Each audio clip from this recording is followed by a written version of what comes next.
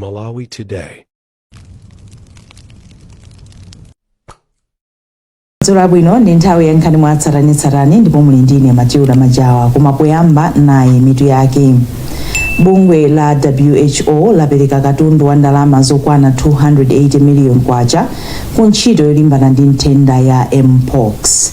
Nthambi ya PPDA yati kusowekera kwa kafukufuku komanso kadaulo pa zofuna za anthu kukumachititsa kuti boma lidzipereka zitukuko zosemphana ndi zomwe anthu akufuna. Ndipo mu nkhani zina unduna wa za ntchito wati anthu ambiri sadziwa ntchito imene undunawo umagwira. Tili ndi izi komanso zina zambiri, tatiyeni tikhalire limodzi. Mu nkhani yathu yoyamba, bungwe la WHO lapereka katundu wa ndalama zokwana 280 million kwacha ku unduna wa za umoyo kuti ithandizire kulimbana ndi matenda a mpox. Mkulu wa WHO ku Malawi Akima Kimambo wati thandizoli likuonetsa kudzipereka kwa bungweli pofuna kuthana ndi matenda a mpox. Rebecca Chinjeka Matemba ali ndi zambiri mu ripoti ili. Makinawa aperekedwa kuti athandize kuyeza matenda a mpox omwe ayamba kufalikira kwambiri mdziko muno. Ndipo mmodzi mwa akuluakulu ku unduna wa zaumoyo Lilian Junda wati makinawa ndi apamwamba kwambiri chifukwa amatha kuyeza nthenda ya mpox pa mphindi 40 zomwe anati zimathandiza kuzindikira matenda mwachangu ngakhale kumadera kutali monga ngati kuli koma. Thandizo limene talandira lero ngati ku unduna wa zaumoyo litithandizira kwambiri ku nkhani yopanga kuchepesa muliri wa matenda a mpox. Thandizo limeneli ndi la kulabu litithandizira kuti madera mwathu mamizi mwathu mmene tilini tithe kuyeza mwachangu nthenda imeneyi kuti tiyese kuchinjiriza mtundu wathu wa Malawi. So thandizo limeneli tilipanga distribute madera monse mmene azitha kuyeza matenda amene wa mpox. Malawi ndi dziko limodzi lomwe lakhala pa namba 1 poyeza matenda awa, pomwe anthu pafupifupi 99 pa 100 aliwonse akumayezedwa matenda awa, ndipo zomwe zapangitsa kuti dziko lino likhale lopambana poyeza matenda awa. Padakali pano anthu 7 ndi omwe atsimikizika kuti apezeka ndi nthendayi, ndipo padakali pano chiwerengero cha anthu omwe apezeka ndi matenda awa chafika pa 125 kuyambira mwezi wa April.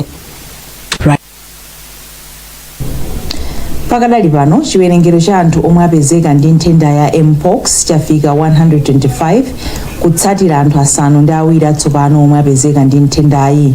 Mneneri mu unduna wa zaumoyo a Adrian Chikumbe wati mwa anthuwa asanu ndi mmodzi atsopanowa ndi akulilongwe pomwe mmodzi ndi wakumzimba. Brenda Kayo ali ndi zambiri mu ripoti ili. Achikumbe ati chiwerengero cha nthenda ya mpox chikunkanakwera kamba kuti anthu akuganiza kuti nthendayi siyoopsa ndi zikumakhala zovuta kuti anthu azitha kutsatira malangizo omwe unduna wa zaumoyo ukupereka ku mtundu wa Malawi. Iwo anatinso izi zinali chimodzimodzi ndi nthenda ya COVID-19 itayamba kumene mdziko muno. Anthu anazindikira mochedwa kuti nthendayi ndi yoopsa, chiwerengero cha anthu akufa ndi nthendayi chitayamba kukwera. Achikumbe anadandaulanso kuti anthu omwe akumapezeka ndi nthendayi sakumatha kupereka tsatanetsatane weniweni kuti akuchokera kuti komanso kuti anakumana ndi ndani, zomwe zikumavuta kuti undunawu utsatire bwino anthu omwe anakumana nawo. Tikupitira kukhala ndi anthu opezeka ndi matendawa mbali yayikulu ndi chifukwa choti anthu mbali inayi sakutsatira bwinobwino malangizo amene tipwawo ngati achipatala. Mkulu wa bungwe la Malawi Health Equity Network George Jobe ati kukwera kwa chiwerengerochi kukusonyeza kuti anthu ambiri sanamvetsedwe za nthendayi, ndipo ati nkofunika kuti boma lichilimike kupititsa uthengawu kwa Malawi. Anthu ambiri sakudziwa bwinobwino za matenda oti ali pakati pathu, chifukwa tikaona anthu mwakukhalira zili ngati palibe matenda ena aliwonse. Amaziko Matemba ndi woyankhulapo pa nkhani ya zaumoyo. Limene tingapempha kuti machipatala athu akhale ochilimika, ngakhale tudziwa kuti mpox imene ibe mankhwala, koma tudziwa kuti pali makatemera ndithu amene amapezeka kuti anthu amene achipa chiopsezo kumatenda amene omwe madera amene akudziwika kuti kumene kumatenda kumapezeka kuza ndondomeko za umoyo atetezedwe kuti matenda amene asapitire kufala. Munthu woyamba kupezeka ndi nthenda ya mpox adapezeka pa 15 April chaka chino, ndipo nthendayi imadziwika kuti imachokera kuzinyama, komabe anthu amatha kupatsirana. Zizindikiro za nthendayi ndi kutentha kwa thupi, kutuluka zilonda zing'ono-zing'ono zomwe zimawotcha. Pakadali pano munthu mmodzi ndi yemwe anamwalira ndi nthendayi. Nthambi ya Public Procurement and Disposal of Assets Authority PPDA yati kusowekera kwa kafukufuku pa zofuna za anthu komanso kadaulo pakagulidwe ndi kagulitsidwe ka katundu wa boma zimachititsa kuti boma lidzipereka zitukuko zosemphana ndi zimene anthu m'madera akufuna. Mkulu wa nthambi ya PPDA Eddington Chilapondwa wanena izi pamene amasayinira mgwirizano okhuza kafukufuku ndi ukadaulo ogulitsira komanso kugulitsa katundu wa boma. Chilapondwa ati mwazina mgwirizanowu uthandizira kuti boma makamaka ndi anthu aziyenda limodzi popanga ndondomeko za boma, kugula ndi kugulitsa katundu wa boma komanso popereka zitukuko zimene anthu akufuna m'madera.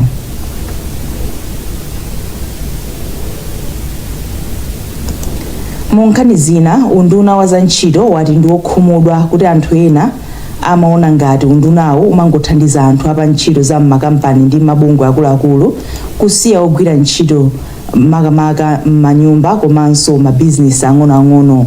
Mmodzi mwa akuluakulu ku undunawo Apo Kalilombe ati undunawo ugwira ntchito molimbika kuonetsetsa kuti anthu apa ntchito akutetezedwa kusatengera kukula kwa kampani kapena bungwe lomwe akugwira ku ntchito. Kuchokera ku Mzuzu, Sam Kalimira ali ndi nkhani yonse. Akalilombe anavomereza kuti vutoli ndi kamba kakuchepekeredwa ka ndalama ku unduna wa za ntchito zothandizira kulondoloza mmene makampani ndi anthu akusamalira anthu ogwira ntchito, kuphatizapo ena omwe akugwira ntchito kwa anthu. Akalilombe anayankhula izi pa maphunziro a atolankhani aku chigawo chakumpoto omwe cholinga chake anali kuwaphunzitsa kuti adziwe bwino lomwe za malamulo okhudza pa ntchito omwe amayang'anira ndi aku unduna wa za ntchito. Iwo anati kudzera mu pulogalamu ya za ntchito yomwe ikuyenda thandizo ndalama kuchokera ku European Union, unduna wawo ukumagwira ntchito ndi makhonsolo komanso ena pophunzitsa anthu za malamulo apa ntchito. Mapulani athu mmene kuti 70% ya mapulani athu takwanirisa makamaka mizindamu, komabe tikuona kuti kumadera ku midzi ndi amene ali kutali ndi matawuni ntchito idakalipo, kuona mwina tikhulupirira kuti tikagwirana nanu limodzi ntchito tithandizana kuti madera amene tafikire. Mmodzi mwa akuluakulu omwe akuyang'anira za ntchito program a Johannes Mandowa anati nzofunikira kwambiri kuti olemba ntchito komanso ogwira ntchito azitsatira malamulo apa ntchito. Amandowa anena kuti anthu ena amene ali pa ntchito akuphwanyidwa ufulu wawo mwachinsinsi kamba kuti sakudziwa malamulo ena okhudza pa ntchito komanso nkhani zokhudza chipukuta misozi akavulala pa ntchito. One gap that we notice and which is still there is lack of information and awareness. Tinazindikira kuti pali kuperewera kwa uthenga omwe ogwira ntchito amayenera kudziwa pomwe alembedwa ntchito. Ndi chifukwa chake takhazikitsa ndondomeko zosiyanasiyana kuti tithe kufikira ogwira ntchito makamaka omwe ali m'makampani ang'onoang'ono. Tikugwira limodzi ndi unduna wa za ntchito komanso nyumba zofalitsa nkhani kuti tifikire ogwira ntchito ndi mauthenga ofunikira. Through media so that we make sure that information is communicated effectively. Programu ya za ntchito cholinga chake nkuonetsetsa kuti makampani komanso anthu ndi anthu ogwira ntchito onse akutsatira malamulo apa ntchito. Konsolo ya mboma la Blantyre yati alimi akuyeneka kukhala ndi misika yokwanira kuti adzipindula ndi ulimi. Mkulu na za ulimi ku konsolo ya Blantyre Lusungu Ntokale wanena izi pa chionetsero cha ulimi chimene chinachitikira pa ground ya Ntonda Veterinary ku Mpemba Bomali. Selina Tambula ali ndi zambiri mu ripoti ili. amtokale ati chionetsero cha ulimichi chinali mbali imodzi yoti alimi adziwane kuonetsera zimene akuchita komanso kupeza misika, kotero ati chionetserochi chinali chofunikira kwambiri. Mwambo ngati umene timaukonza chaka ndi chaka polingalira kufunikira kwa msonkhano umenewu.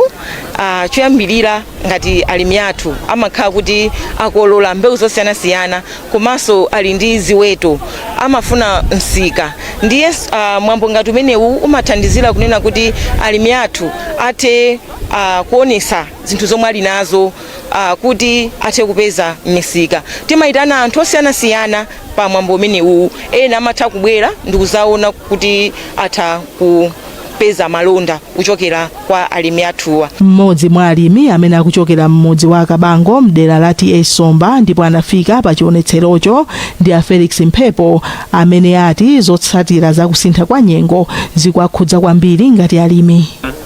Tikafika pa mavuto ku nkhani ya ulimi ndimene nyengo ikuyendera kuti nthawi zina tikumatha kukumana ndi ng'amba pamene sitinayenera kukumana ndi ng'amba. Tikanena kupindula pa nkhani ya ulimi timapindulapo munjira zosiyanasiyana.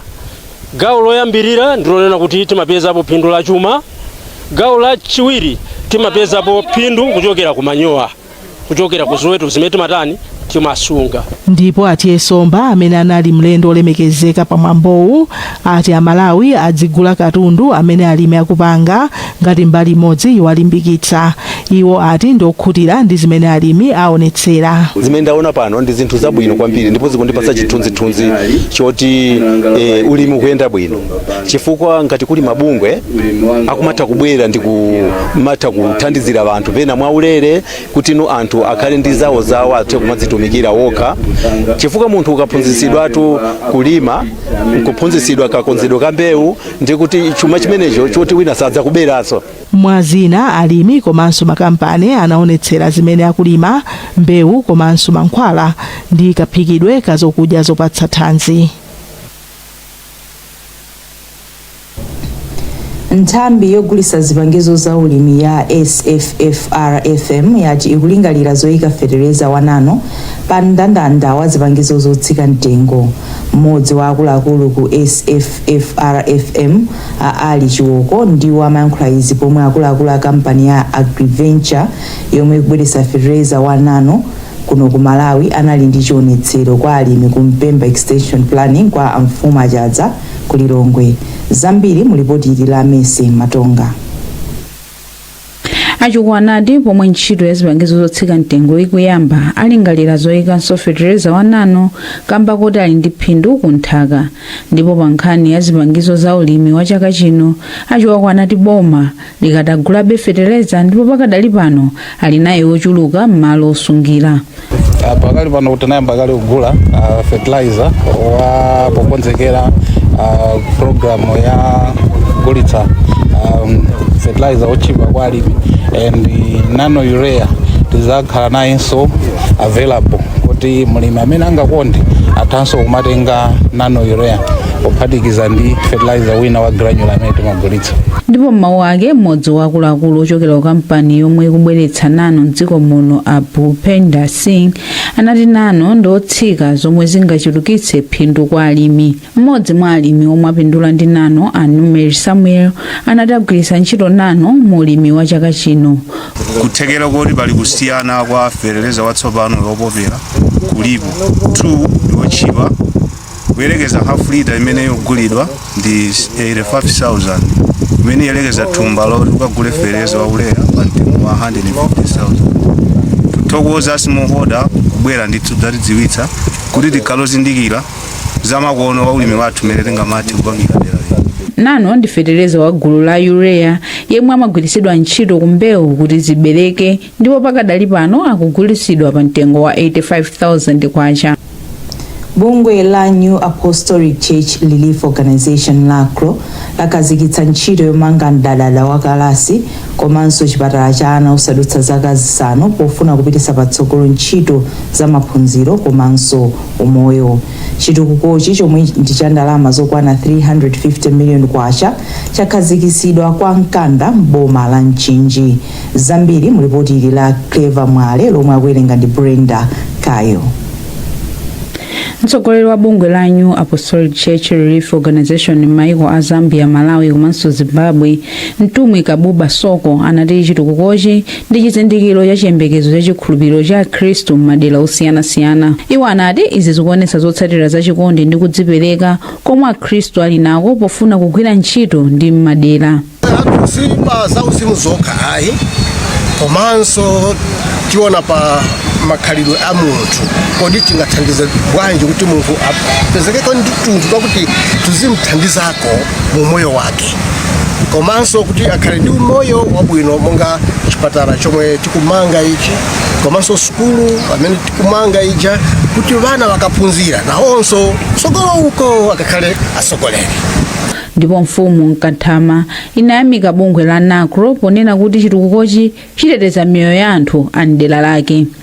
Ana chichepere kutati kusukulu kuti makalasi patali kapena patali kuti pamene abweretsa bwino kuti anasukulu atsikuka komanso ambira zipereko kusa makumbali ya zaumoyo ndiye kuti pamene chipatala chabwera pafupi ana amene mwina anali ntchito yaikulu kuti tinyamule mwana timpititse ku chipatala chimene chili patali ndi kuti amene azithandizika kwambiri ndi apafupi kwa amavutika kutali. Chitukukochi chomwe ndi cha ndalama zokwana 350 miliyoni kwacha yomwe yaperekedwa ndi abwenzi a NACRO a dziko la Canada chikuyembekeza kumalizika miyezi isanu ndi umodzi. National Bank of Malawi yapereka ndalama zokwana 150 miliyoni kwacha kuthumba lapadera la sukulu ya ukachenjede ya Malawi University of Business and Applied Sciences Endowment Fund kuti zithandizire ophunzira omwe ndi osowa. Mkulu wa banki ya Harold Jia wati thandizoli likusonyeza kudzipereka kwa banki yawo pothandiza kutukula maphunziro apamwamba a nsukulu za ukachenjede. Ajia akufotokoza zambiri. National Bank taika ndi 250 million kwacha mu endowment fund ya kuno kumubas. Cholinga chake ndiyo kuti ndalama zimenezi zigwire ntchito yothandiza ana school kuti ana school amene ali ndi kuthekera koma ndochepekedwa ati kumaliza school yawo bwinobwino pasapezeke mwana oti wakanika kumaliza chifukwa choti iyeyo ndochepekedwa. Chinanso ndalama zimenezi nzoti tofuna kuti zithandize kafukufuku wa zinthu kuti kafukufuku amene atithandize kuti dziko la Malawi lidzipita patsogolo. Ife tikupanga izi because timakhulupirira kuti school ndiyofunika kwambiri kwa munthu komanso school ndiyofunika kwambiri kuti dziko lino lipite patsogolo. Munthu amene akudziwa kuti alowere amene akudziwa chochita ndiwothandiza kwambiri pa chitukuko cha dziko ndiwothandiza kwambiri kumene amakhala ndi anthu ena ndiponso ndiwothandiza kwambiri kwa mabanja awo ndi makomuniti awo. Polankhula utatha mwambo osayinira panganoli, Vice Chancellor wa sukulu ya MUBAS Anansi Chitela ati thandizoli ladzetsa chiyembekezo kwa ophunzira oposa 10,000 omwe pafupifupi theka la iwo ndosowa. Ifeyo population yathu ya students ikunka ikulira chaka ndi chaka panopa ma students athu ndodutsa 10,000 ndipo more close to half tingati half teka ya number imeneyi ndi ma students onea kuti timanya kuti osowa onea kuti akufunikira chithandizo. Mbuyomu zimene takhala tikuchita chaka chilichonse timatenga mayina aja ndikumayenda nawo ma organization kuti azipanga sponsor koma management takhala pansi nazoona kuti sitingakwanitse timafunika tikhale ndi njira yonena kuti tikhala sustainable tiona kuti kuthekera kuja kapena thandizo lija lizikhalapo nthawi iliyonse. Timafuna chinthu chonena kuti chikhale chokhazikika chifukwa tinabweretsa endowment fund. Kubwera kwa National Bank kudzapanga fund kupereka ndalama ku endowment fund imeneyi ndi chitsimikizo and chilimbikitso kwa ifeyo kunena kuti direction imene tatenga panopa ndiyoyenera. Nkhani zathu ndi zomwezi kumatisanasiyane nayinso mitu yake. Bungwe la WHO lapereka katundu wa ndalama zokwana 280 miliyoni kwacha ku ntchito yolimbana ndi nthenda ya mpox. Nthambi ya PPDA yati kusowekera kwa kafukufuku komanso kadaulo pa zofuna za anthu kukumachititsa kuti boma lidzipereka zitukuko zosemphana ndi zomwe anthu akufuna. Ndipo mu nkhani zina unduna wa za ntchito wati anthu ambiri sadziwa ntchito imene undunawo umagwira. Mutha kupeza nkhanizi ndi zina zambiri kudzera pa times.mw, pa Facebook wa tsamba la Times 360 Malawi, X @Times360 Malawi, komanso pochita subscribe ku 1895 poyimba star 1895 #. Munali ndine Matilda Majawa, ndikufunirani usiku opambana.